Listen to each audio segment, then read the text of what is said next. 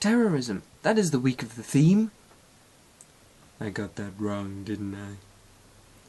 Anywho, in complete disrespectiveness and uncaringness of the rules of this channel, I'm going to talk about something completely different to terrorism this week, because I'm cool. In Britain this week, a rather large piece of news came out about a football disaster which happened in 1989 called Hillsborough. For those who don't know what the bejesus I'm talking about, links in my pants.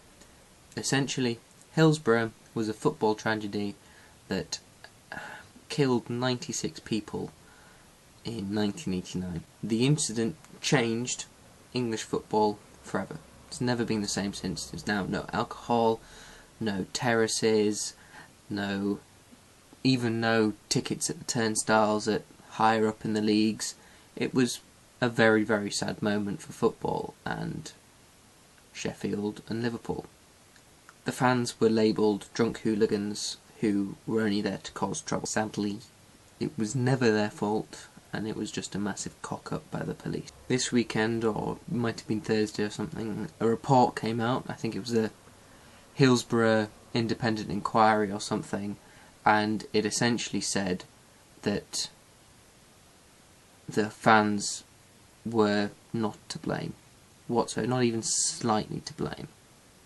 The police altered statements from witnesses, their own police people, and even they briefed an MP wrongly, which brought up all of these stories. That the Sun printed a story called The Truth, which was just awful, and probably the saddest and most shocking thing to come from the Hillsborough disaster report was that 41 people out of the 96 had the potential to live if the emergency services had been quicker. For me, the disaster is more than football. It united all the clubs in England together. Well, mourning for fans and the game as a whole, rather than just, blaming Liverpool fans. It just shows that what can people do, what can the little person do against the massive authority that people see when they see the police, when they see the government and things. And it's a real victory for them, for the families and for anyone who's ever been wronged by this sort of injustice. Personally, I hope any police officer who's even slightly involved in altering statements, letting these people in when knowing that they were going to probably hurt themselves, are charged for manslaughter at the very least. I think that's all they deserve.